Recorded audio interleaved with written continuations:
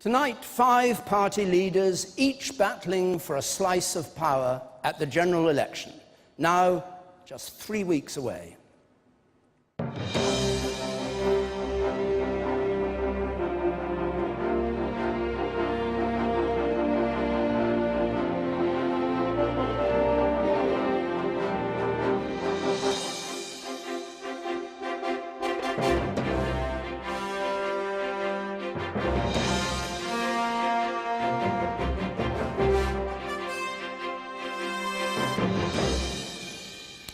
Good evening and welcome to the magnificent Central Hall, Westminster in London, for the third in a sequence of television election events, this one featuring 5 opposition party leaders. The leader of the Labour Party, Ed Miliband, the leader of Plaid Cymru, Leanne Wood, of the Green Party, Natalie Bennett, the leader of the Scottish National Party, Nicola Sturgeon, and the leader of UKIP, Nigel Farage.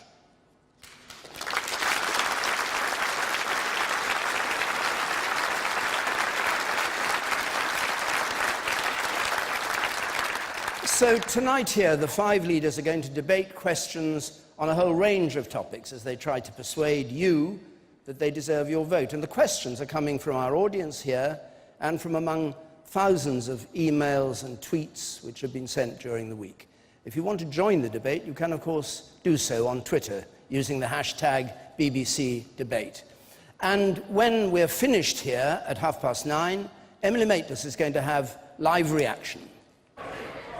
I'm here in the spin room where politicians and journalists are gathered to watch the debate. I'll be back at 9:30 with John Pienaar, and we'll be gauging reaction from some of those parties who took part and from some who didn't. Join me after the debate. And so, of course, there are rules for these debates that have been carefully worked out by the broadcasters. We're not free for our audience to cross-question them or me to do too much. The actual pattern here is that the 5 leaders, who haven't been told the questions in advance, that's very important, will each be given a minute to answer each question before there's 10 minutes or so of debate between them. And then we begin, as the other debate began, with opening remarks from the leaders. They have 1 minute each. We've got a host of stopwatches here to time it, but they have 1 minute each, and we start with Leanne Wood. People across the UK are looking for an alternative to the grey, stale politics as usual. And people are seeing through the austerity myth. They told us that slashing services would deliver recovery for all. It does not. Plaid Cymru has a vision for a post-austerity society. Our MPs will work with progressives from other parties to deliver prosperity, investment and job creation, public services and strong communities. Cuts are a choice. Austerity and the old politics are not inevitable. Plaid Cymru will not apologise for speaking up for Wales at every opportunity. And we will work for a new politics, cooperating with others for the good of all. Thank you, Leanne. Nigel Farage. This general election has become farcical. Every morning, billions of pounds being offered, showered around like confetti. They're trying to bribe you with borrowed money. Now, UKIP has come up with a fully costed, verified plan that shows we can cut the taxes of working people in this country to bring about real economic prosperity. And we do it by cutting the bloated overseas foreign aid budget, our contributions to the European Union. Let's take back control of our country, take back control of our borders, put in place an Australian-style point system to control immigration, and take on the big corporate giants who've driven down salaries and made life so difficult for our 5 million small businesses. It's only UKIP that is prepared to talk straight. I'm not frightened of upsetting the very politically correct class who were afraid to touch difficult issues. No, we'll tell it as it is. And I have a feeling that I'm the only person here saying what a lot of you at home are really thinking. Ed Miliband. We need to change our country. For 5 years, we've seen bills rising faster than wages. We've seen an NHS going backwards, and we've seen young people fearing they'll have a worse life than their parents. Now, David Cameron has chosen not to come tonight. He's chosen not to defend his record. I believe that Britain can do so much better, and not a penny of our plan is paid for from extra borrowing. So we'll have more doctors and nurses in our NHS, paid for by a mansion tax on properties worth over £2 million. We'll clamp down on the tax avoiders, and we'll freeze your energy bills till 2017. These and other ideas will help working families, but I'm going to reject ideas that you'll hear tonight that will hurt working families, like taking Britain out of the European Union or breaking up our United Kingdom. If I'm Prime Minister, I'll always put working families first, because that's the way we succeed as a country. Thank you very much. Nicola Sturgeon. To those watching in Scotland, my promise is this. If you vote SNP, we will make your voice heard. The SNP will always stand up for Scotland's best interests. My promise to everyone is that the SNP will work constructively to deliver progressive change for ordinary people right across the UK. For as long as Scotland remains part of the Westminster system, we have a shared interest in making it work better for the many, not the few. Now, the truth is that no one party looks likely to win an outright majority at this election. That means we will need to build bridges between our different parties if we are to deliver real change. The SNP will work with people of like mind to bring about an alternative to austerity, protection for the NHS, a higher minimum wage, more jobs. A vote for the SNP is a vote to make Scotland's voice heard, but ours will also be a voice for new, better, progressive politics at Westminster for everyone. Thank you very much. Natalie Bennett. There's been a powerful opposition in Parliament in the last 5 years. Her name was Caroline Lucas. Caroline is leading the way in restoring the NHS and our railways and fighting against fracking. You can elect a strong group of Green MPs like Caroline with a vision of a humane, sustainable Britain. Don't believe the advocates of spiteful austerity. This is the world's 6th richest country. We can give our young a properly funded education. We can provide free health and social care for our elderly. We must make sure that everyone has food on the table and a stable home to live in. The Green Party are the real challengers, offering 1 million new jobs, combating climate change, restoring vital community services. That's why voters are turning to us. Challenge the establishment, vote Green. Thank you all very much. Well, those are the formal opening statements, and now we come to something less predictable. The questions from our audience, which our panel here, of course, do not know. The first question tonight comes from Charlotte Dennis. Charlotte. As someone about to enter the job market, do you think it's fair to increase government spending, like so many of you plan to do, when my generation will be left to pay off the debt? Right, you have the question and you have a minute each to start with before we debate it. Nicola Sturgeon, would you start? Well, I believe it's really important to get the deficit and the debt down. But I also believe that economic policy is not an end in itself. It's a means to allow people to live healthier, happier and more prosperous lives. And if that policy, the policy of austerity, is driving more people into poverty, including more children, if it's undermining our public services, and if it's actually holding back economic growth, then I think it's time to change that policy. That's why the SNP is proposing an alternative, modest spending increases in the next Parliament that would still see the debt and the deficit reduce every year. Yes, it would take a couple of years longer to completely eliminate the deficit, but I think that is a price worth paying for enabling us to invest in infrastructure, in innovation, in skills, in the things that allow us to get our economy growing, to invest in our public services like the National Health Service, and to have real action to lift people out of poverty. That's why I am proud to argue that alternative in this election. Ed Miliband. Charlotte, you're right. We've got to live within our means as a country. And that's why, under my plan, we'll cut the deficit every year and we'll balance the books. But we'll do it a different way from David Cameron. And I reject his plan to double the spending cuts next year, because I think for you and so many people in this audience who rely on our NHS, that would be a disaster. So here's our plan.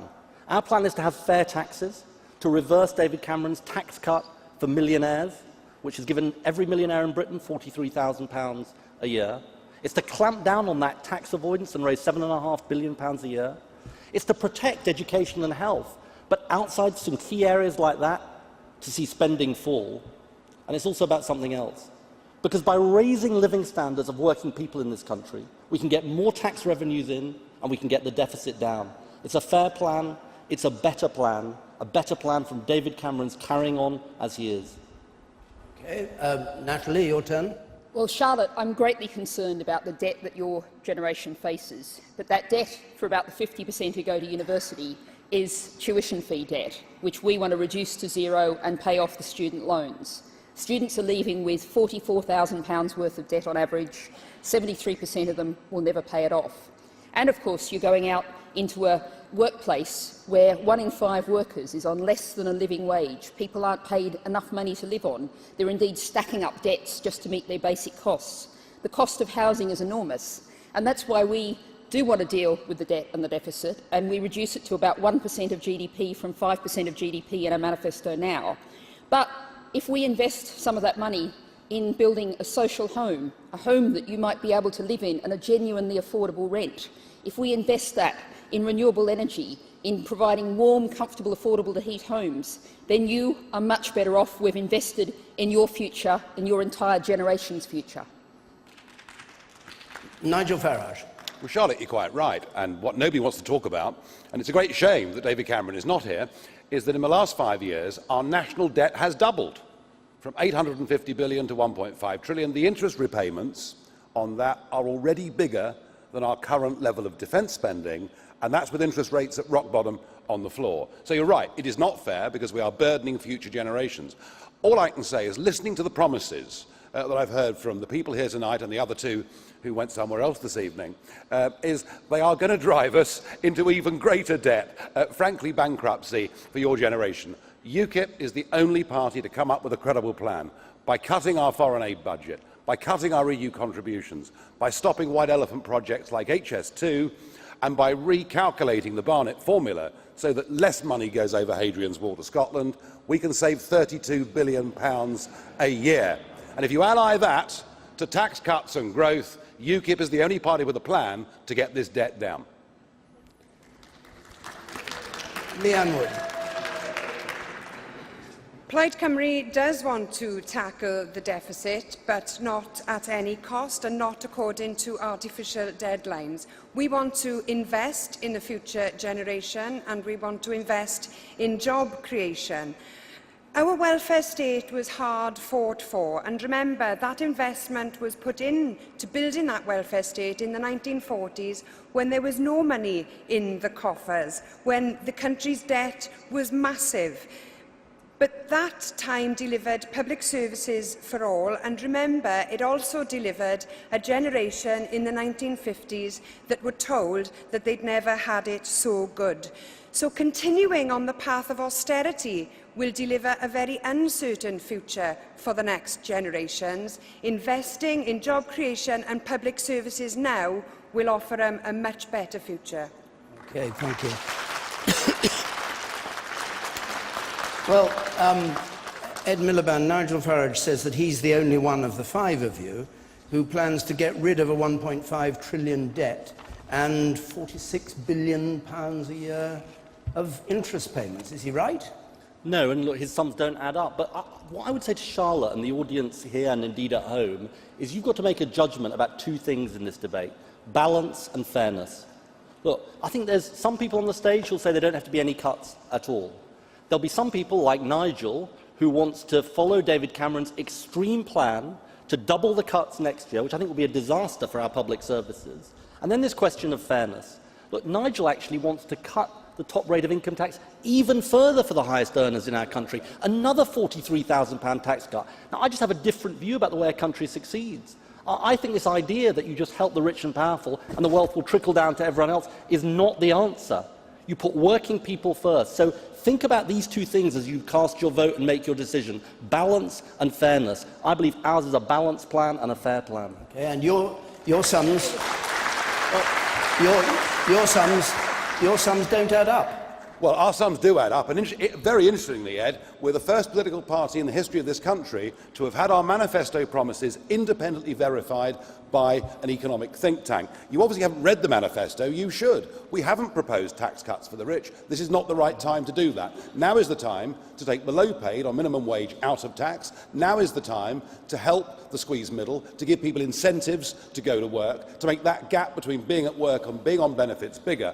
And I have to say, this talk of austerity from you and all the others, please, please, please, can we remember this year we are borrowing £90 billion more. Our national debt is £1.5 trillion. We have a real problem here. And I haven't heard from you, Ed, a single cut that you would make. Not one. That's wrong, Nigel. Well, tell me. Well, I'll tell you. Tell me how you're going to balance the books. We said that for pensioners with incomes over £42,000, we'll take away the winter fuel allowance. That's a difficult decision. We've shown how we can save hundreds of millions of pounds in local government, in policing elsewhere. But I just want to take issue. Let me bring one or two of the others in. Let me say this to David about the spending cuts, because I really want the audience to understand this. Because Nigel hasn't denied that he wants to double the spending cuts next year. Now, he's got these fantasy figures that somehow getting out of Europe is going to save all this money, when it's a disaster for jobs in our country. The reality is that for the NHS and education, Nigel, your plans are dangerous. They're like David Cameron's plans, and they are dangerous for our core public services, which Charlotte and many others rely on. All right, Nicola Sturgeon, do you agree with what Ed Miliband's saying? I want to get rid of the Tories on May the 7th, and I think it's a disgrace that David Cameron's not here tonight to defend his record. But I want to see...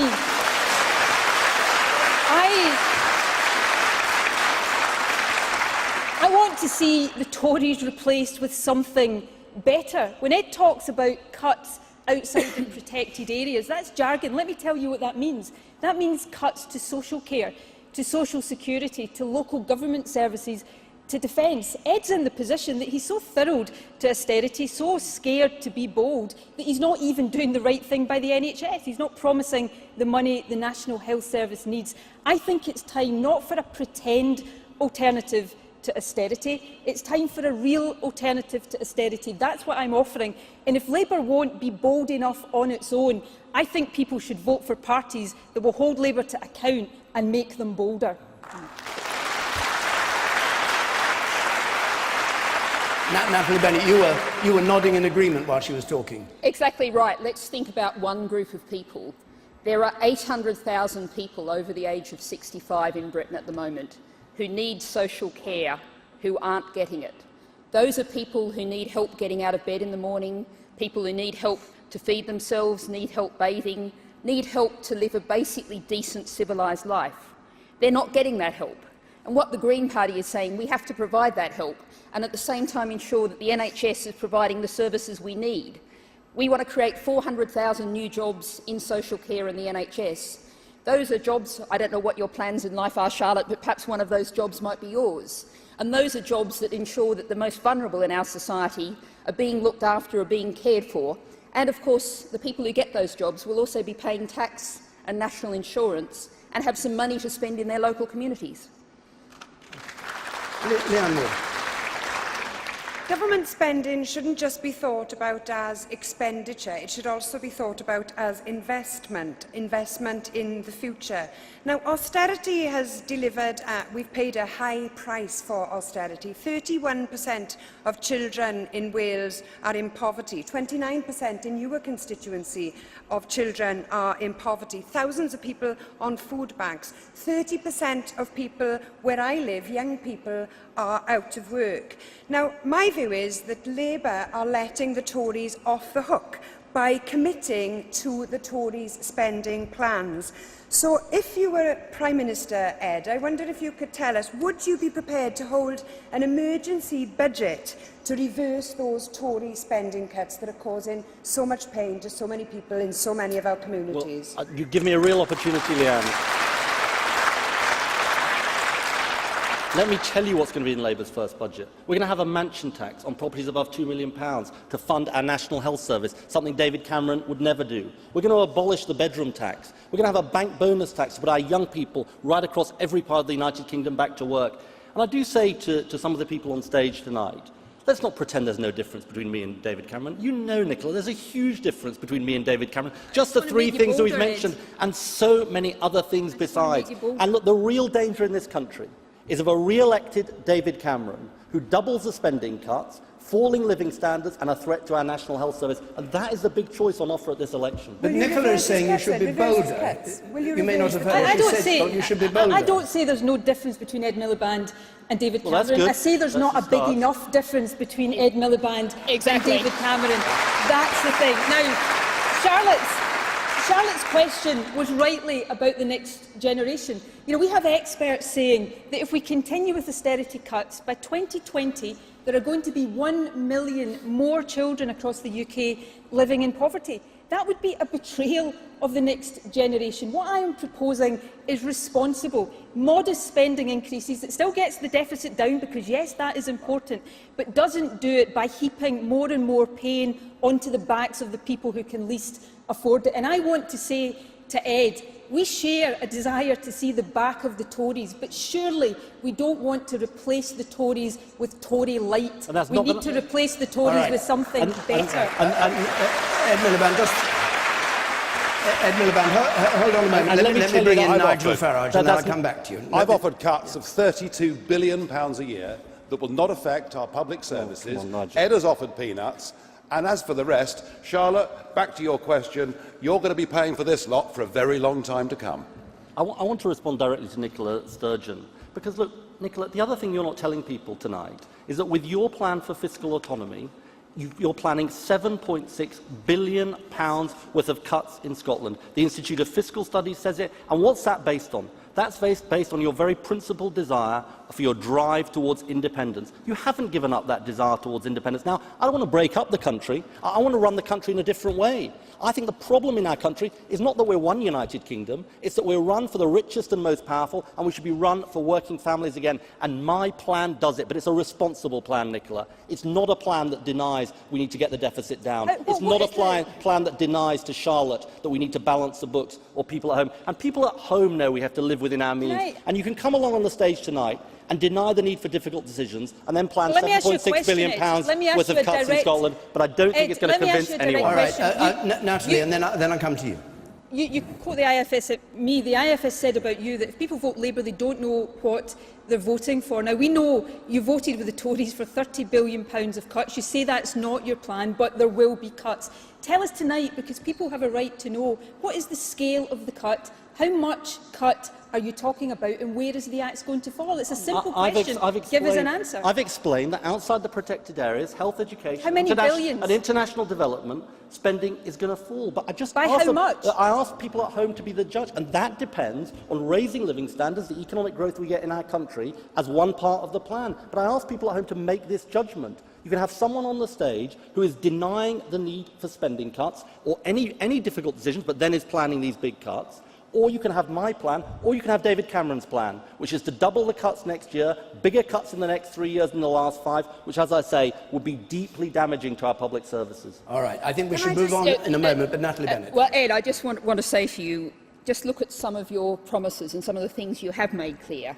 You want to cap child benefit for 2 years. By contrast, the Green Party wants to lift it to £40 per child per year. You want to, in a classic kind of Labour halfway house, cut university tuition fees by 1/3, which is better than what we've got now, but just a very modest improvement. You also haven't committed to what extra money you're going to put into the NHS that we're being told this morning so desperately needs that extra money.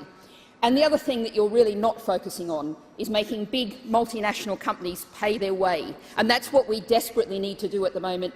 Rich individuals, that's why the Green Party wants a top rate of tax of 60p for earnings over £150,000. We need to rebalance this society. You're just holding things at the same kind of level. Can I come back, David? Okay, no, I think we'll have to move on, and we won't go through. But just a last word, quickly, Leanne. Well, I would agree with you that the Tories are damaging. So that's why I would ask you to work with us to bring an end to further Tory cuts and another Tory government. Okay. I'm sorry, Ed. We've got to keep moving, so we've got 5 questions to come. So let's go on. I'm sure you'll have plenty of chance to have your say as we go along. Our next question comes from Fiona Sword, please. As a working single parent of 3 children who privately rents my home, I'd like to know each leader's thoughts on the lack of affordable social housing throughout Britain and how their party means to tackle this housing crisis. Right, and just a reminder, of course, housing, while very high on people's list of worries, is a devolved issue in Scotland and to Wales. So you've had the question, thoughts on the lack of affordable social housing and what you plan to do to tackle it. Ed Miliband. Well, Fiona, who asked the question, in England, under this government, we're building fewer homes than at any time since the 1920s, and that's got to change. Because I meet so many people around this country who say that they just can't afford to get on the housing ladder, they can't afford to rent, and it is a massive, massive problem. So we've got to have more social housing, we've got to have more private housing to buy, we've got to reform the way the private rental market works in housing as well. And that's what our plan does. A plan to build 200,000 homes a year by 2020, to make housing the top priority for new capital investment, and to do something that hasn't been done in this country for a very long time, to stand up to the large developers who are actually stopping housing being built. So we'll give councils use it or lose it powers to say either developers build on the land or councils can buy that land off them and actually make sure that housing is built. So it's a plan to build homes for people right across England. Leanne Wood. Well, Plaid Cymru would oppose the Tories' plans to extend the right to buy because we believe that there should be more social housing and not less, and tackling rising homelessness will not be addressed by allowing more people to become private home owners. There does need to be investment in housing, and the Prime Minister's announcement suggests that there's an additional £5 billion to be spent on housing. We would like councils to build more council housing and for the profits to be reinvested back in that housing for more people. We would also like to see rent caps in order to make housing for rent more affordable for people in all communities, and we'd like to double the council tax on holiday homes. Nigel Farage. Well, like all markets, housing is about demand and supply. One of the big problems we've got is we have to build a new house every 7 minutes in this country just to cope with current levels of migration. So a rapidly rising population has put massive pressure on house building in Britain. Reducing immigration helps, but it doesn't solve the problem. There is a chronic lack of housing. What UKIP proposes is a brownfield building boom. Let's establish a brownfield register. Let's help people with decontamination grants to build on that land. Let's offer incentives such as no stamp duty on properties that are built on brownfield sites. By doing those things, by using empty government buildings, and there are plenty of them, we could produce 200,000 new affordable homes in this country every single year. But it's something we're going to have to start doing very quickly, and we should make sure that all new social housing is for UK nationals only. Natalie Bennett. Well, Fiona, I'm going to come back to your situation and your struggle, because it's the struggle of so many people in Britain. The fact is, private landlords last year got £9.3 billion from housing benefit, and 38% of people living in private rental accommodation, that rent is being paid in part or full by that housing benefit. We've got a huge problem that houses have become primarily financial assets and only secondarily places for people to live. That's why the Green Party wants to build 500,000 homes for social rent, genuinely affordable homes over the course of this Parliament. Maybe one of them could be yours. We also want to put a cap on private landlords raising the rent. 5-year security of tenure, a cap that your rent goes up by no more than inflation. We really need to turn this around and turn homes into somewhere that's secure, affordable, that you're not 6 months and you'll throw it out and you have to look for a new place and have a whole new huge deposit to pay. Thank you very much. Nicola Sturgeon.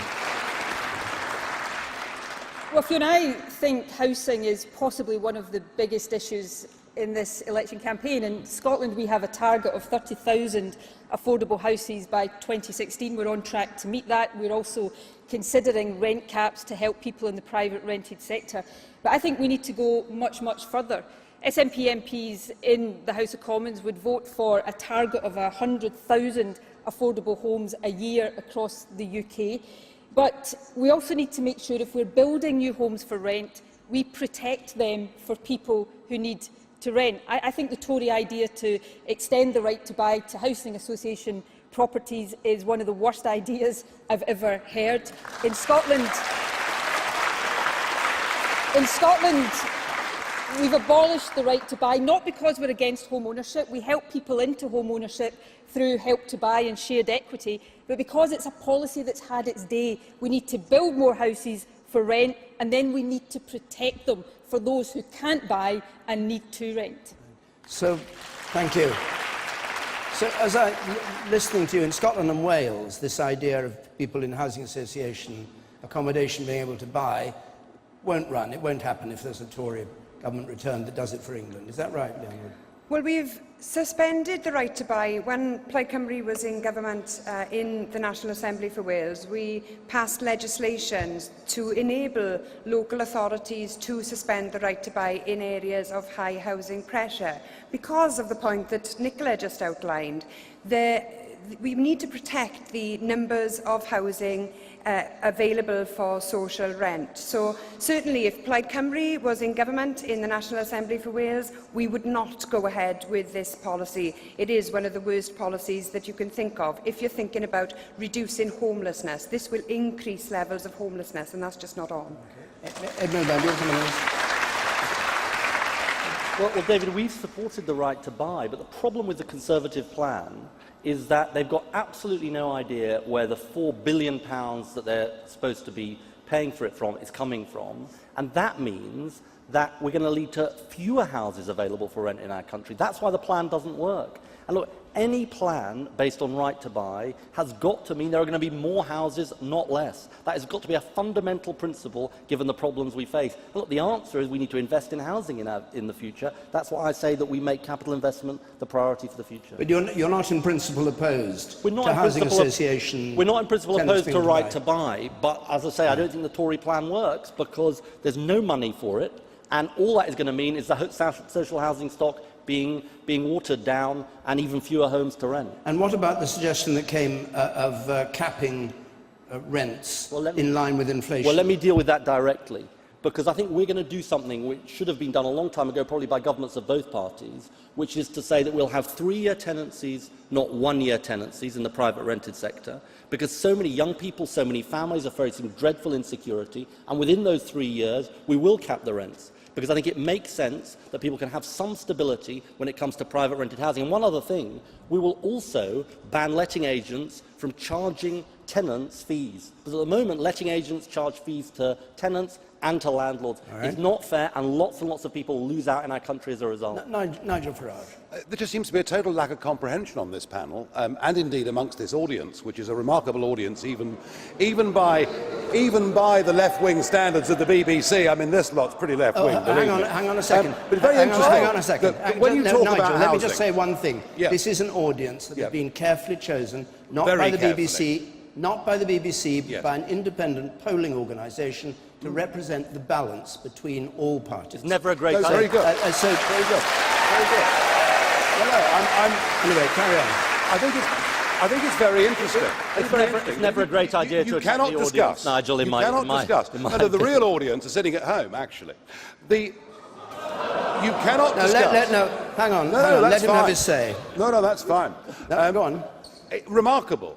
We are talking about a market, folks. I know none of you have ever worked in business, but we're talking about a market. And markets are about demand and supply. And I just wonder, I'm curious, could I get any recognition from any of you that the demand side of this equation is that a rapidly rising population due to open-door immigration, started by Ed Miliband's Labour Party in the late 1990s, has directly contributed towards the housing crisis. Is there any flicker of recognition from any of you? Please, one of you, have a go, please. We have a housing shortage across this country. But you know what, Nigel Farage? It's not caused by immigrants. In your world, every problem is caused by immigrants. We need to build more houses. We have a situation where, certainly the Tory plans Ed's may be slightly different, but the Tory plans are to spend a fraction building new houses of what is spent every year on housing benefit. It's the shortage of houses that drives up rent. We need to build more houses, substantially more houses, and then we need to protect them for the people who can't buy their own home and need to rent. Now, you know, Nigel, you're obviously on a setting out to win friends and influence people tonight, but if we can get away, in this debate from the idea that every problem in this country is caused by immigrants. You know, immigrants from the European Union into this country make a net contribution to our country. So if we can maybe just put the bogeyman to one side, we can actually debate these issues for real and in substance. Can I just alert you all to the fact you don't know the questions that are coming. I do, and there is a question coming on immigration. So let's perhaps not go in too much depth on that for the moment. Just astonishing. I mean, if you cannot accept, if you are not worldly enough to accept there is a demand-supply side to this equation, then I'm very sorry. I want to come back. I'm very sorry. I accept demand and supply. I simply don't accept that all of the demand bit of it is down to immigrants. When the population goes up, there is more demand for houses. It's not difficult, really. Natalie Bennett. I am going to leave the immigration debate till later. I look forward to that one. But I'm going to take up your beloved market, Nigel. You're blaming immigration. But we have a market-led housing policy over the past decade or more. That hasn't delivered homes. That's why we actually need to build homes for social rent, build council homes. That's the kind of solution we need to actually get genuinely affordable homes. Allowing private landlords to keep stacking up enormous profits. They've actually made 1,400% profit for private landlords since 1996. That's far more than you get from investing in new business, investing in productive parts of our economy. The whole way our housing market has worked has utterly skewed our economy. We need to change that away. We need to get back to those houses as homes, not financial assets. All right. And so the contention is that it happened under Labour as much as under the Tories. Well, I think Nigel Farage said something very revealing. Can you just pick up what Natalie Bennett said about this happening since 1996? We didn't build enough homes. Last Labour government didn't build enough homes. But I think Nigel said something very revealing, because he basically said what Mrs Thatcher used to say: you can't buck the market. Well, the problem about the market in housing, Nigel, is it doesn't work. It's not working. It's not working because large developers have a stranglehold on the market, and I'm going to do something about it, and you're not. It's not working because we're not building enough homes in our country. And therefore, yeah, you're right, it is an issue of demand and supply. There's not enough supply in our country, and that's what we've got to do. And the reality is we haven't done it for a generation, and under the next Labour government will get to grips with it, because it is one of the biggest priorities our country faces, and we are letting down our young people, and we are letting down our families. This stranglehold. Nigel Farage, this stranglehold of the big developers, do you agree with him? I don't disagree with that for one moment, which is why I want a brownfield revolution. But Ed, if you have net migration into Britain running at 300,000 a year, that's 300,000 more people that need somewhere to live. And the point I'm making is that, I mean, our plans would be, with the brownfield revolution, for 200,000 homes a year. But even that isn't enough unless we cap the demand side of this equation.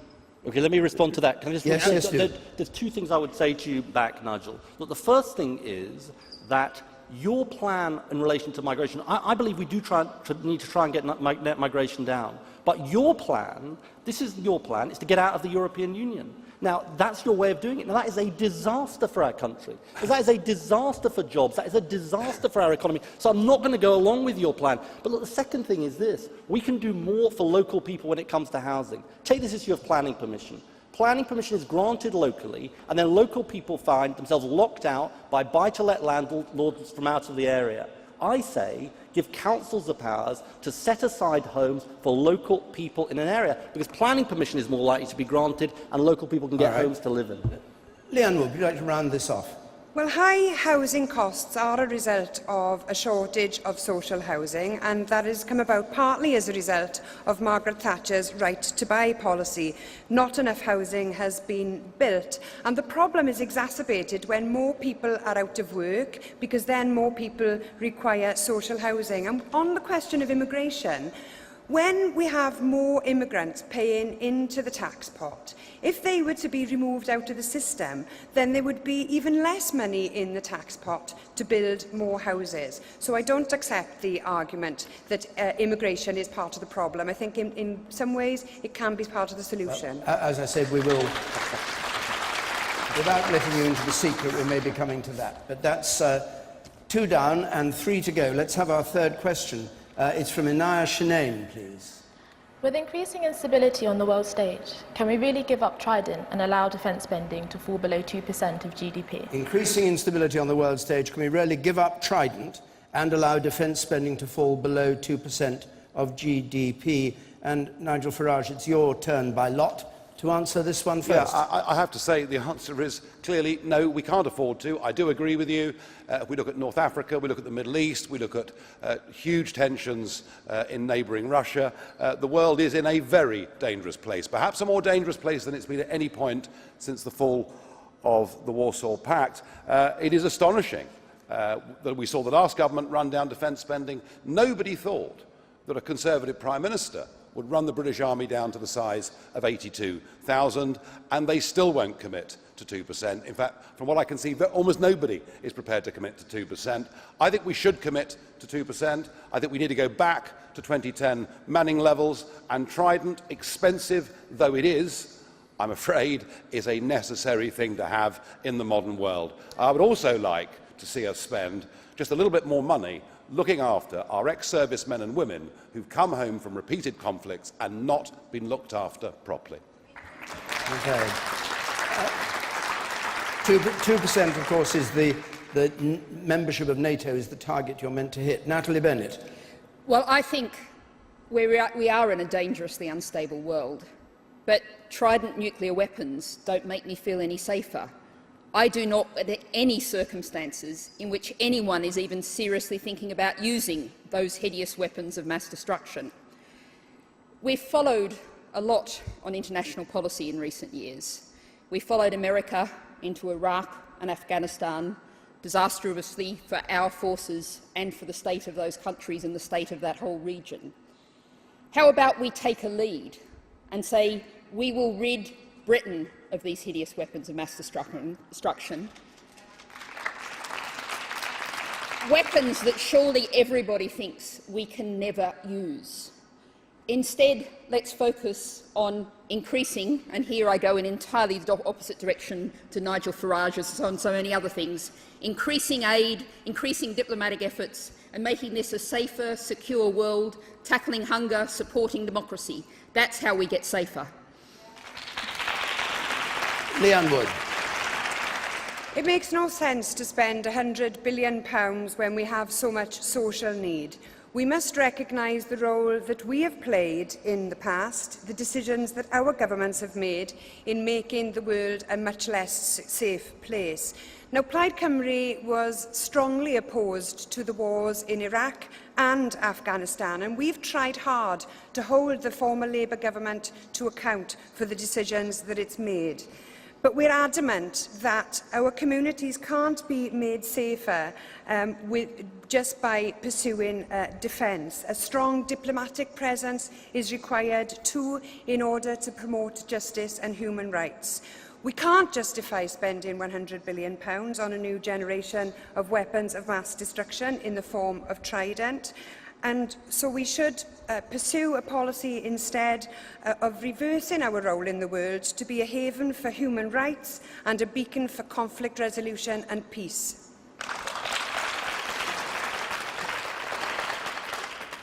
Nicola Sturgeon. Well, national security is of paramount importance. It's one of the most important responsibilities of any politician and any government. But I think we need to make sure that the country is defended appropriately. We've seen savage cuts to conventional defence forces in recent years, a 30% drop in MOD employment at the same time as our forces have been fighting on the front line in Iraq and Afghanistan. Britain is an island nation and yet doesn't have a single maritime patrol aircraft. And at the same time, Westminster parties plan to spend £100 billion on new nuclear weapons. I think those priorities are plain wrong. To those who say we need Trident to make us safe, there are 190 or so out of the 200 countries in the world that don't have nuclear weapons. So I think it's time to invest in strong conventional forces, not in nuclear weapons. And if it comes to a choice of how to spend £100 billion, I choose childcare, health and education over new Trident weapons any day of the week. All right. Ed Miliband. Well, the first duty of any Prime Minister is to keep our country safe. And that's why I'm going to keep our independent nuclear deterrent. And let me explain why. I think we live in an uncertain and unstable world. We only need to look at the actions of Russia in regard to Ukraine over the last year or so to know that we can't predict the threats we face 10, 20, 30, 40 years ahead. That's why I think it's right we keep our nuclear deterrent. But there's so much more we need to do to keep our country safe. Look, we need to work with our allies in the European Union, in my view. We need to work with the United States, but I think we need to work not for our allies. And I think it's very, very important that we learn the lessons of the 2003 Iraq War, because Britain's national interest will often coincide with America's national interest, but not always. And you need a Prime Minister who's willing to say no when it's appropriate, and that's what I'll do. Thank you very much. Well, those are the opening statements. Now, Nigel Farage, do you find yourself in a measure of agreement with Ed Miliband on this, Trident and the 2% of GDP spending? I do. All that slightly worried me was that Ed thought that perhaps we should be using the EU for defence. Now, it's absolutely clear. Jean-Claude Juncker, President of the European Commission, has said they are building a European army. And we've got a bit of a choice to make here. You know, we've been with NATO, we've been with that group of countries since the late 1940s. The EU clearly is now in a position to attempt to usurp it. And I just wonder, Ed, would you sign us up to a European army? Because that is where EU defence is going. And I think it's important. I think it's important that we do not. Well, but are we going to have a choice on this? No, I think it's no is the answer. So are you saying? So are you saying that if 27 countries push ahead and form a European army, that you as Prime Minister will keep us out of it? Yeah, there's not going to be a European army. But look, let me explain. But there is going to be a European army. No, there isn't. Let me explain. Hang on. Last year, hang on, Ed. Last year, I was on with Nick Clegg. He said my talk of a European army was a dangerous fantasy. We now have the bosses of the European Union, including the French President, saying they want to build a European army. You can shake your head all you like, but actually this is happening. And if it did come to a European army, would that be enough for you to give people a referendum? I'm not going to have a European army, but let me explain. I think I've said that a number of times. Look, let me explain the point about Europe, because Nigel raises it. Think about the problems that we have in the world. Think about the issue of Russia, where we need sanctions to remain in place and, if necessary, to be stepped up. It's Europe and America working together. Think about the battle against ISIS. Look, ISIS is a disgusting, evil organisation, and we must give them no quarter and defeat them at home and abroad. But we've got to do it by cooperating across borders. And this is this fundamental point for us as a country. We can't, we've got to learn the lessons of the past. We can't have Britain thinking it can solve the problems of the world on its own with the United States. That is the lesson of the 2003 Iraq War. But at the same time, we can't withdraw from the world, because otherwise those problems will visit us here at home. Do you really think the problems caused by ISIS can be resolved with nuclear weapons? No. I mean, if you were Prime Minister, no. would you press the button if you had an opportunity? No, it's not about ISIS. But look, let me just say, Leanne, because I think it is an important point. We are currently taking military action against ISIS. Right? I'm going to continue that as Prime Minister. And I think it's right that we continue that as Prime Minister. But you because use a nuclear bomb no, I'm against not. them. No, of course not. The question was about Trident. But you raised the issue of ISIS, or rather, I raised it, and then you talked about it. It is really important, this, because look, we have a battle going on against this organisation that wants to create an Islamic State across Iraq and across Syria, and it is right that we use military action against them, part of a coalition. And this is the point about the Iraq War. You see, in 2013, David Cameron came to me and Nick Clegg, and they said that they wanted to bomb Syria. and they hadn't thought through the consequences. It wasn't a last resort, so I said no. And as a result, the British Parliament said no, and then President Obama decided not to go ahead with that action. So it's right to be judicious about these things. Military action, a last resort, but in the case of ISIS, I'll continue it. All right. Nicola Sturgeon, can I come to you? Am I right the SNP used to be rather wary about NATO, and you now believe that we should be in NATO? Is that right? If Scotland was an independent country, we believe we should be a member of NATO. Sorry, can you say it again? If Scotland had become an independent country, we didn't vote for that last year, our policy was that Scotland would have been a member of NATO. 25 of the 28 member states of NATO don't have nuclear weapons. Can I say, Ed and I don't agree on Trident, although I think some of his members agree with me on Trident. But can I say, I thought the Tory attack on Ed last week was absolutely disgraceful. This is a Tory government that sent P45s to soldiers while they were serving on the front line. But this is an issue about priority. Ed's right when he says we live in a dangerous world, and Leanne's absolutely right to say that Trident will not defend us against ISIS. I take the view that the world we live in is not made safer by us renewing our nuclear weapons. If we want other countries to give up their nuclear weapons, surely we should lead by example. We should then make sure we've got strong conventional defences so that we can protect ourselves in a dangerous world, and we should make sure we're investing the £100 billion in things that build a better future for our children. Natalie Bennett, I take it what you've just heard is not music to the Green Party's ears. Well, no, we support the current planned levels of spending on our military over the term of the next Parliament to 2020. There are important roles for our military in self-defence and an important role in UN peacekeeping. Instead of being the world's policeman with America, as we have been over recent decades, we should be taking our part in terms of UN peacekeeping around the world. But I particularly want to focus on the point about ISIS and that region, because what's really important is regional countries are feeding ISIS. Money is coming through them, through countries in the region. What we need are strong diplomatic efforts to put pressure on that region, and we also need to stop pumping our own arms into that region, particularly like countries like Saudi Arabia, which are huge human rights abusers, hugely fuelling conflict in the region. That needs to stop. Right. Leanne Wood, you in agreement? Well, I would agree with a lot of what was said there. Where would you disagree, since we're in a debate rather than a... Well, I would disagree mainly with my friend on the far right there. We already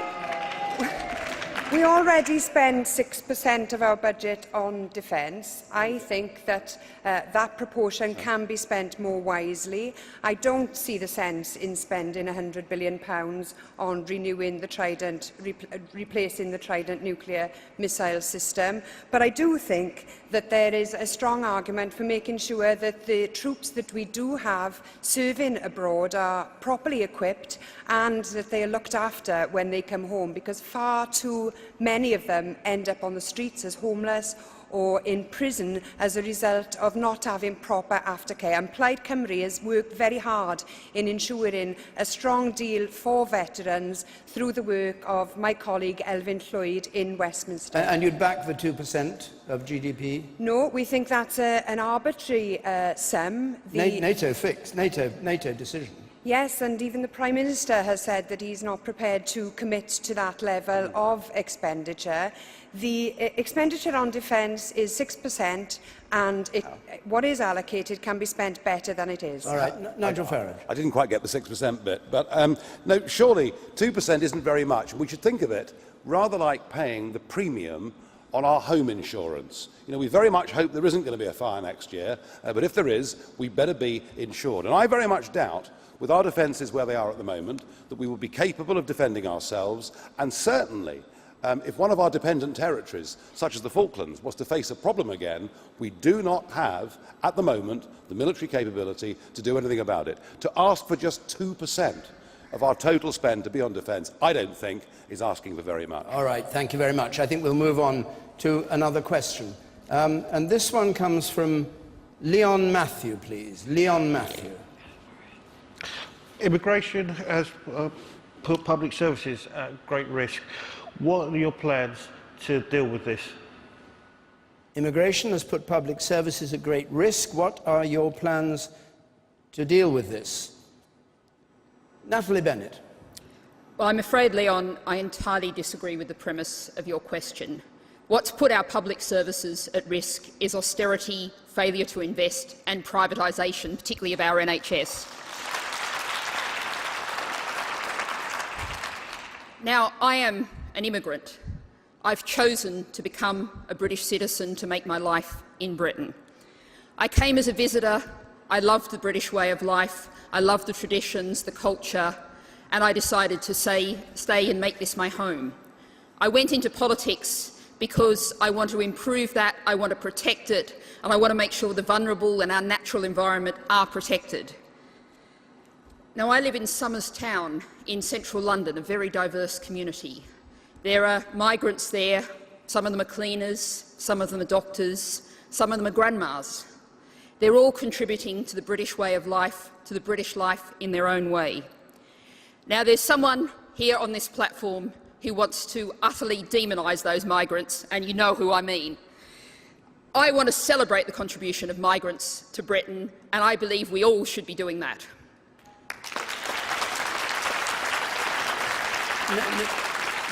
Nicola Sturgeon. We need strong controls on immigration, of course we do, and we need to make sure that people don't get away with abusing the system that the rest of us pay for. And yes, there are parts of the UK where housing and public services are under real strain. But I think the answer to that is to build more houses and invest in our public services, not to scapegoat immigrants. I fear that the debate at Westminster on immigration is driven far too much by Nigel Farage and UKIP. I think it's important that we do remember some key facts.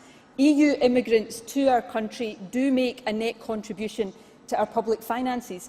A clear majority of migrants work and pay taxes.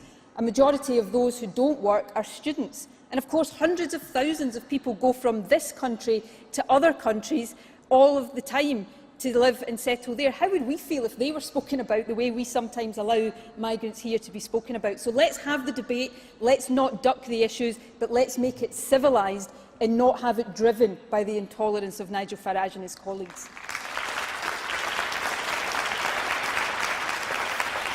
Ed Miliband. Leon, I've changed Labour's approach on immigration because I think that the starting point has got to be that people's concerns are not based on prejudice. People's concerns are real, and we have to address them. That's why we've said that if people come here, they won't get benefits for at least the first 2 years, because I think people should contribute before they claim. And it's why we've also said that we're going to deal with something which I don't think has been properly dealt with at all under David Cameron's government, which is migrant labour being abused, exploited, to drive down people's wages. You know, when I talk to people around the country, it's one of the biggest sources of concern and anxiety for them, because they say, my wages are being driven downwards, you've got migrant labour being brought in, paid less than the minimum wage, and nobody's doing anything about it. It's time to act. It's time to act on the rogue employers, it's time to act on the gangmasters, it's time to act on the rogue landlords, it's time to have fairness, because I'm going to counter exploitation wherever I find it, because we're going to protect the working people of this country. Nigel Farage. When you lose an argument in politics, you tend to resort to abusing your opponent, and we've seen quite a bit of this towards UKIP recently. The fact is, Leon, you're right, a massive increase in our population means we've got to find another 250,000 primary school places by 2020. It means we have fewer GPs per capita than any other country in Europe. We were in no position to cope with this massive rise in our population. What to do about it? Well, we have to be honest and we have to say, if you're EU members, you cannot do anything about the numbers coming to Britain. My plan would be to have a trade relationship with the EU, to be good neighbours with the EU, but not to be a member of a political union, to take back control of our borders and to put in place an Australian-style point system so we can choose the quantity and type of people that come to our country. We would no longer discriminate against people from India in favour of Eastern Europe. It would be a fair, ethical policy, and it would work. Leanne Wood. So you abuse immigrants and those with HIV and then complain that UKIP is being abused. Now, there is a risk to public services, but I don't believe that that comes from immigration. I believe that that has come about as a result of cuts. So the answer to that is to end austerity. There are scarce resources. There aren't enough to go around. Now, our public services, especially the NHS, would collapse if we were to end immigration tomorrow. Now, there are real issues in terms of the driving down of wages, and that has to be addressed. And the way to address that is to raise the minimum wage to the living wage and to strengthen trade unions. We should be looking at repealing the trade union legislation that Margaret Thatcher brought in, because if you have stronger trade unions, then you have a stronger defence of our public services and against the exploitation of workers. Thank you very much. Well, let's try and argue about some of the points that Leon Matthew put forward. Natalie Bennett, he said, remember, immigration has put public services at great risk, and I wonder whether you agree with that. And Nigel Farage said he'd like to see an Australian system of immigration control. You said earlier you came from Australia. I wonder what you think of that. Well, what I think is that we need to, first of all, celebrate the free movement of people in the EU. As Nicola said, that's a huge potential opportunity for people of Britain to move around the EU, just as we benefit from people from the EU coming here. In terms of the rest of the world, what we need for the non-EU immigrants is a fair, humane and controlled system. What we have at the moment is controlled, but it's neither fair nor humane. And if we look at the way we're treating refugees in this country, a quarter of the appeals against asylum refusal are successful. These are people who are refugees we're not treating fairly.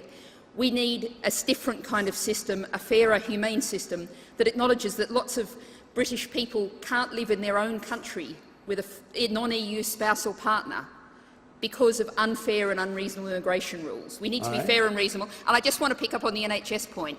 You know, Nigel Farage says he's worried about the effect of immigrants on the NHS. 1 in 4 doctors is foreign-born. 40% of NHS staff are foreign-born. All right. Nicola Sturgeon, you said in your opening statement that you wanted strong controls, I think those were your words, on immigration. What kind of controls would you like to see? Every country has to make sure its border is properly regulated and monitored, that we don't have people coming into the country who have no right to be here. So I think everybody accepts strong and effective immigration controls, but we need to make sure that we have immigration that is right for our economic needs. When you pander to UKIP, you often end up making the wrong choices. One of the changes that the Tories made after they were elected in 2010, that I hope Ed will reverse if he becomes Prime Minister, was to take away the post-study work visa. That means that students who come here from overseas, who we help to educate, whereas previously they could stay here for a couple of years to give something back to our economy, now can't do that. So we deprive ourselves of their economic contribution, and we're hurting our universities into the bargain. Now, I know people's concerns are real. I represent a constituency in Glasgow with high levels of Eastern European immigration. I know the pressures on housing and public services. I know the exploitation that many immigrants face. But the answer to that is to crack down on the bad landlords and the gang masters. It is to build more houses and invest in our public services. We're a nation of immigrants as well as immigrants, and we should treat immigrants the way we would want immigrants from our country to be treated wherever they go to settle. So just going back to your remark, when you said you wanted strong controls, do you want fewer immigrants into Scotland, or are you happy with the level as it is? I don't think this putting a cap. We should encourage immigration that's right for our needs. We should look at, Natalie and Leanne are right to point out the way in which people who come here from overseas contribute to our National Health Service. We shouldn't be ideological about this. We should be pragmatic and practical about it. What does our economy need? That's what should drive our decisions on immigration. And I fear, increasingly, it's Nigel Farage who's wrongly driving the decisions that some of the Westminster politicians are making. Nigel Farage. Well, I mean, the fact there are some very good foreign doctors and nurses that work in this country is not the point. It does make me, of course, ask the question why we're not training more of our own nurses, but isn't the point. The point is that health tourism to this country costs us a very great deal of money. People in government have to make tough choices. And if the choice is that we increasingly say to people, particularly older people, we cannot treat you for breast cancer, we cannot treat you for prostate cancer, we haven't got the money, whilst at the same time we allow people to fly into Britain who have got no link with this country and contributed nothing to this system, but we're prepared to give them the drugs for being HIV positive. You then get yourself to a situation where you ask yourself a sane question. Is the job of the National Health Service to look after people here, or is it to be an international health service? And I can assure you, whatever you may think on this panel, the vast majority of British people want this to be a national health service. David, here's the problem I have with you, Nigel, is you want to exploit people's fears rather than address them. And that is the problem with what you say on so many of these issues. I mean, look, you know, you want to end all the racial equality laws, apparently. One of your MEPs made a disgusting slur on one of Nicola Sturgeon's ministers, Hamza Yusuf, and called him Abu Hamza.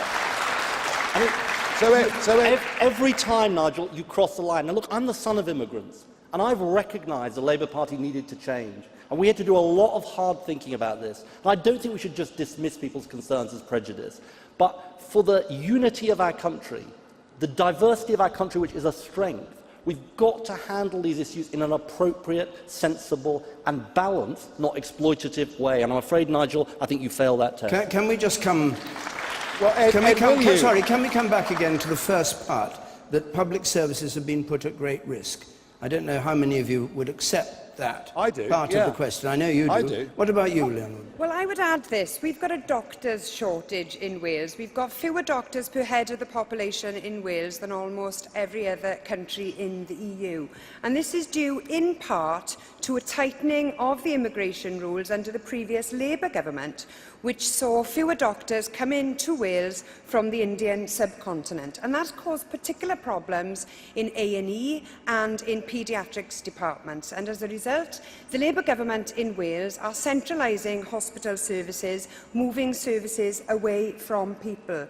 So this debate has caused real problems for our health service in Wales. Now, if you were a foreign doctor, would you want to come to the UK into the climate, the anti-immigration climate that we have here? Of course we have to train more doctors, but it takes an awful long time to train a doctor, and we have problems in the Welsh NHS now.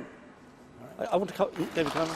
Yes, Nigel Farage, I'll bring you in after. I just wonder, Ed. Hold on, let me just bring Ed in. Of course there are pressures on public services. There are pressures on public services, and immigration is one of the pressures on public services. But the reason why our National Health Service is failing is because of David Cameron's government. Look, we've seen 5 years of the NHS going backwards. We've seen 5 years of a top-down reorganisation that nobody wanted and nobody voted for. And people's experience in A&E, people's experience waiting longer for operations, that can be turned round. There's a shout from behind me that Labour started that. Well, look, I mean, our audience isn't meant to the lady who said, I'm proud of our record on the NHS. When we took over in 1997, people were waiting 18 months. Then it was 18 weeks, and now we've seen the NHS going backwards and backwards under David Cameron. And I really fear for the future of the NHS with his extreme spending plans. That's why we've got a plan to turn it round, and it's a funded plan. The money the NHS needs. Labour are running the NHS in Wales. It's not good, you know. And the argument you've made, Leanne, is that David Cameron has cut the Welsh budget so much that that has led to cuts in Wales. And the truth is, the NHS is struggling in Scotland because Nicola hasn't met her A&E targets for 5.5 years. It's got challenges in Wales. It's got challenges across the country. The answer is to have a proper funding plan for our National Health Service. All right, let's not get diverted into a debate on the NHS, which took up a lot of time in the first debate. But Nigel Farage, do you want to come in? I just want to say that I think Ed is trying to defend a record that wasn't all that good, really, was it? You were the guys that brought the big private equity boys in to the National Health Service and privatised a large chunk of it. You were the people that saw the massive growth of MRSA. You were the people that presided over the Mid-Staffs Hospital. But my question to you, if you become Prime Minister, will you run a national health service, or will you continue it to be an international health service? And that is what voters want to know. Well, I'll answer you directly. Look, there are rules in place and they've got to be enforced so that when people come here from other countries, we collect the money from them. But Nigel, the thing you've got to answer is this, because people at home need to know this. You don't want the National Health Service. You want a private insurance system of healthcare. You've said it on the record. You've said you want to return. And just to come in on something that you, Ed Miliband... That's your real agenda, and you'll support David Cameron with his plans to privatise the National Health Service. Ed Miliband... We have not... No, you cannot conduct this debate. Nigel, can you just pause a moment? We're not debating the NHS. All right? Well, I'd like to answer on that, please. Well, you can have one brief answer, and then we must move on. Stop lying. UKIP believes in the National Health Service, free at the point of delivery. It David, was you that privatised a large chunk of the health service, and you're lying, and you're lying Ed, I believe millions and millions of people, and you keep on doing it. All right, and lying you made the point. won't win you the election. You made the point. All right, you could, of course, if you've been accused of lying, Natalie you wanted could to come reply. in, David. I thought you wanted to come in. I did. Natalie, briefly. I think it was probably my turn. I do want to say something to you, Ed, that you are on the record about. You're comfortable with a 5% private profit for private companies operating in the NHS. All right. We should have 0% I want to come profit back in on the this, NHS. David. All right, yes, and this is the last point, please, because we're, as I said, we're not meant to be debating this is what you so said. I think we're going to have to move to an insurance-based system. I think we're going to have to move to an insurance-based system of healthcare.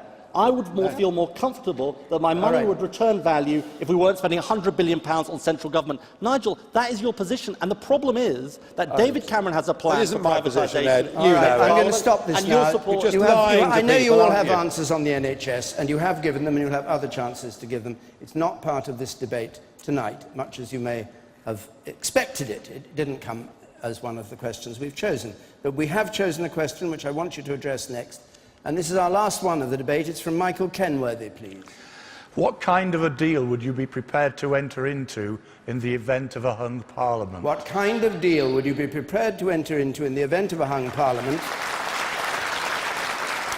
And before I ask for the first statement, I should state the obvious, Ed Miliband, which is, of course, you are aiming for an overall majority. So save us that bit. And, go on. And answer the question. Oh, go on. Look, let me just explain briefly what I want on overall majority. Look, I think this is important. You know, we put a manifesto before the British people. You get to decide in 3 weeks' time which is the government of this country. I think, frankly, this coalition government has become an excuse for broken promises. Nick Clegg broke his promises on tuition fees. David Cameron broke his promise on VAT. Now, what I want is a majority government to implement my manifesto. To run this country again for working people, not for the richest and most powerful, to raise the minimum wage to £8 an hour, to ban those exploitative zero-hours contracts, to have a mansion tax for the NHS, clamp down on tax avoidance and have more doctors and nurses. And look, you know, on this question of what happens after the election, I've got an old-fashioned view. Let the people decide on May the 7th. But I want a majority Labour government because I think it's the best thing for the country. Nigel Farage. I think the most important constitutional question this country faces is whether it's an independent, self-governing nation or not. And it's interesting to note that even the nationalists believe in being members of the EU, therefore they don't actually believe in true independence. We can't be an independent state and be part of a European Union. My view is we should be outside of that. My view is we should govern ourselves. My view is we should be self-confident and reach out to the world. So for me, if UKIP is in a position of influence in the next Parliament, we would want the British people to have a full, free and fair referendum so they can decide whether we have a trade deal with the EU or continued membership of the European Union. And it's a mystery to me that the Labour Party, which used to be the party that actually believed that the EU would be bad for Britain, now won't even give the British people a referendum. I'm astonished by that, but that's what I believe is the most important thing UKIP in Parliament could fight for. Nicola Sturgeon. Well, the most important deal I want to do on the 7th of May is with the Scottish people so that we can make Scotland's voice heard loudly and clearly in Westminster. I then want to see the back of the Tories. I will never, ever do a deal with the Tories. Let me make that crystal clear. The polls will show that Ed isn't strong enough to get rid of the Tories on his own. So I will work with Labour, with Leanne, with Natalie, so that together we can get rid of the Tories. But what I'd say to Ed is I want Ed to replace the Tories with something different and something better, something more progressive, because progressive change is what the country is crying out for. So that's my offer to Ed Miliband. If he's prepared to be better than the Tories, then I'm prepared to work with him to allow him to replace the Tories, which I think is what many people want to see. Leanne Wood. Well, Plaid Cymru wants to end austerity. We want to rebalance power and wealth throughout these islands. We want to invest in job creation. We want to end Trident renewal, introduce a living wage, end 0 hours contracts. But most importantly, we want to bring an end to this Tory government with its ideological-driven cuts. And we can work together, as progressives here on this stage can work together in order to achieve that. We can have strong public services. We can have a strong economy with a future for our young people. And we can also get a strong deal for Wales. There is no longer any need for us to continue with a third-rate devolution settlement. Like Nicola, I will not prop up a Conservative government, but I will also not prop up a Labour government hell-bent on implementing Tory policies. We can have an alternative. Natalie Bennett. First of all, to be very clear also, we would do nothing to prop up a Tory government in any way at all. But what voters are increasingly doing is looking towards voting Green. In the last election in 2010, about 1 in 100 people voted Green. The polls are showing that at least 1 in 20, and maybe many more, will vote for the kind of policies we're putting forward, for the fair economy, for a publicly owned and run NHS in which the profit motive has no place, and for tackling the pressing issue of climate change that yet again we've not heard any other person mention on this panel tonight. A strong group of Green MPs can build on the brilliant work of Caroline Lucas. We're prepared to work with Ed on a vote-by-vote basis, but as Leanne and Nicola have said, what we need is a much stronger alternative to the Tories, and sadly that's not what Labour is offering. Okay.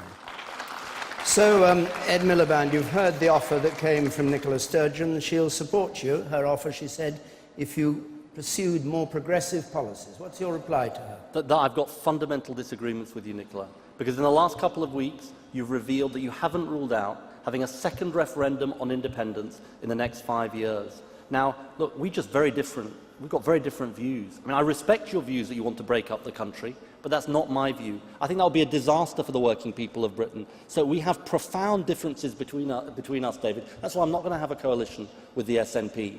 But because I'm never going to put at risk the unity of our United Kingdom. And why? Because I care too much about the working people of our country. And I think it would be a disaster for us to start competing against each other, driving down wages, dismantling the basic state pension, which is a foundation of security in retirement, and dismantling our country. So it's a no, I'm afraid. I don't know what Ed Miliband is talking about. The question of independence was for the referendum last year.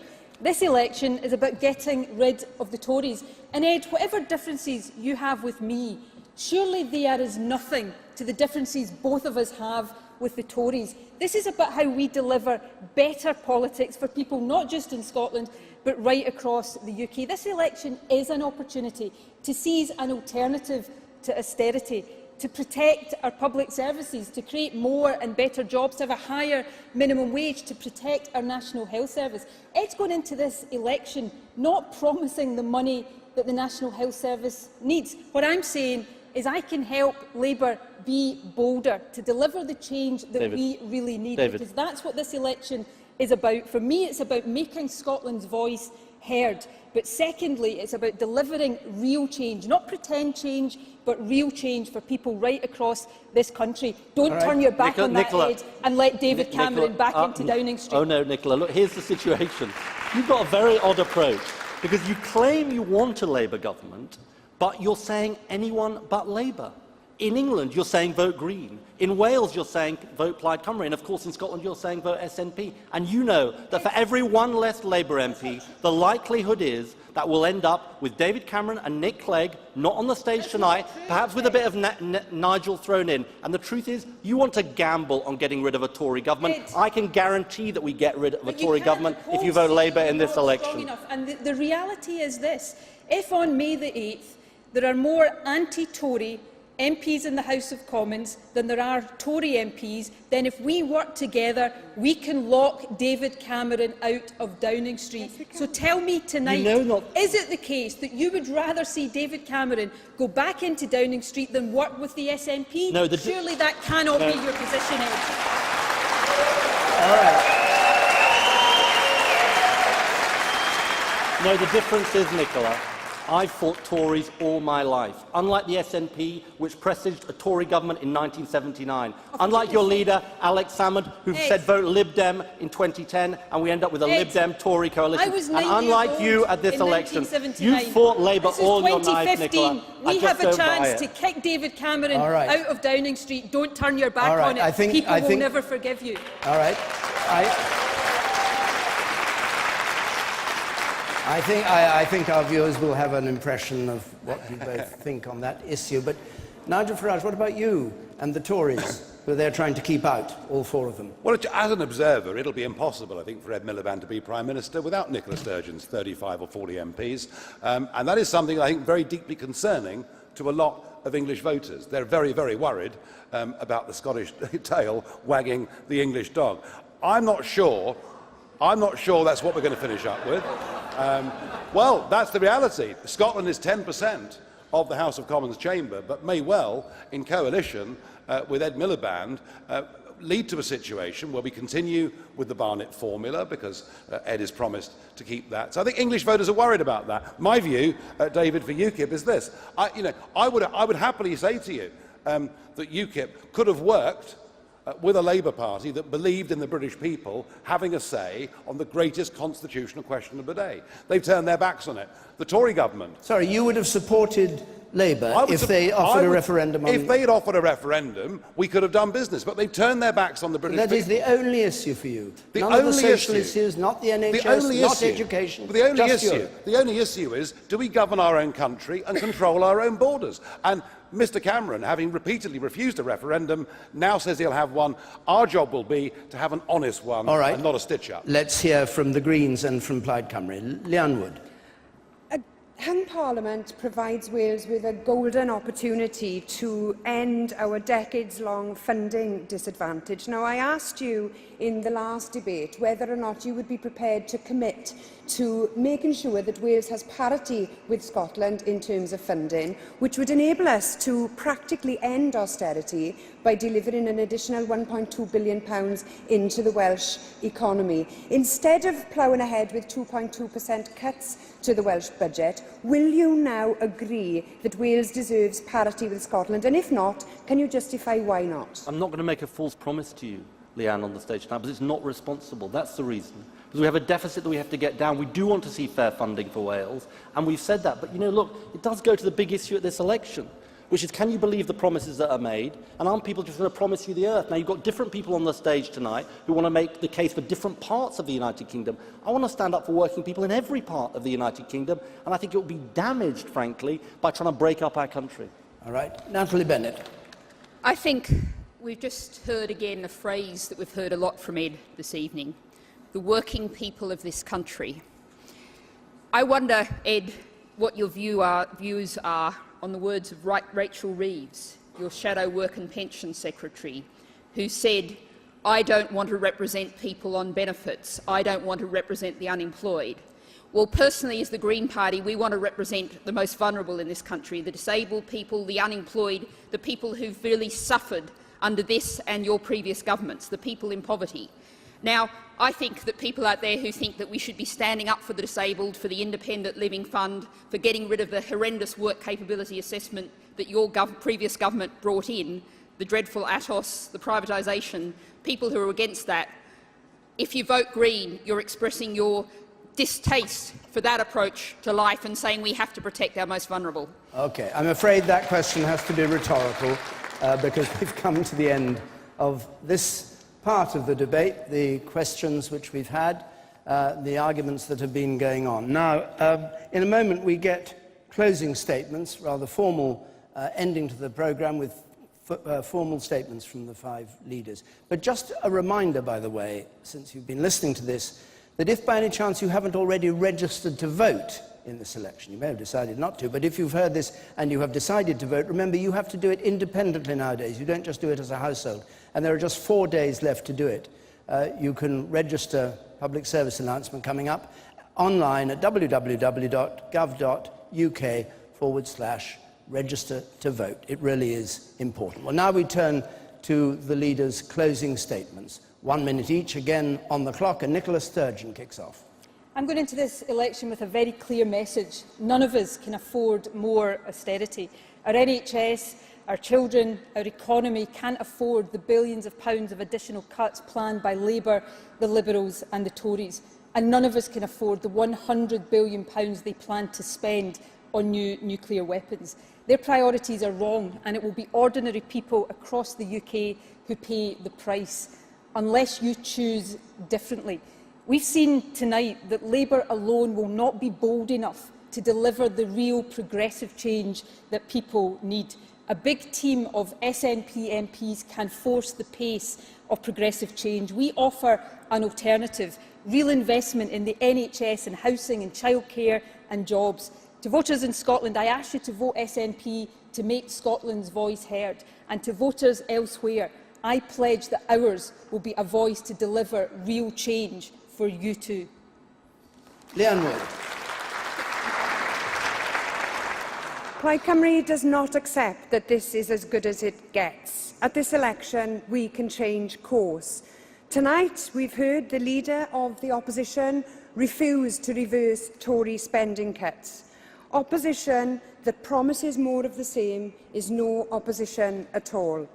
You have an alternative. In Wales, Plaid Cymru offers a vision to rebalance power and wealth throughout these islands, away from the powerful few. Now is exactly the time to invest in our people. Public services, a living wage, an NHS fit for the 21st century, all nations equal in terms of resources and self-government. If you like what Plaid Cymru has to say, then vote for us. Vote for Plaid Cymru, the Party of Wales. Thank you. Diolch yn fawr. Natalie Bennett. We don't have to take any more of this. The Tories' heavy austerity has cut deep into the lives of those who can least afford it. Labour isn't challenging austerity, just offering a slightly lighter version of the same failed recipe. What does that leave? The Lib Dems. Many people voted Lib Dem in 2010 to keep the Tories out. They won't be doing that again. Tactical voting has given us the kind of politics that we have now. Instead, I urge you to vote for what you believe in, for our future and for future generations to come. If you agreed with me tonight, vote Green. Don't listen to the people who tell you that you'll have to settle for a pale imitation. If you want real change, you have to vote for it. It's time to vote for hope. It's time to be bold. Vote Green. Ed Miliband. You've heard tonight from 5 different parties, but there's one fundamental choice at this election.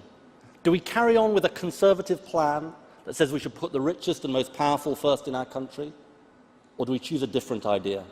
I believe it's time to put working families first again in our country, putting your living standards first, having more doctors and nurses in our National Health Service, having a future for our young people, all underpinned by cutting the deficit every year and balancing the books. Now, David Cameron refused to come and debate tonight, but I've got a message for him. David, if you think this election is about leadership, then debate me one-on-one. I believe my ideas, my vision for the country, is better for the working families of Britain. If you disagree, then prove it. Debate me and let the people decide.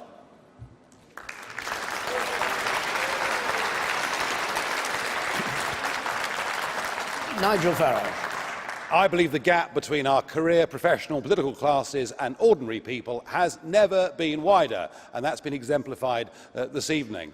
They basically aren't very different at all, and they're not prepared to stand up and fight for ordinary folk in this country by confronting the tough issues. I am. I'm unafraid to say what I think, and whether you agree with everything I say or not, know that when I say it, I do so because I believe in it. I'm patriotic, I believe in this country, I believe in the people of this country.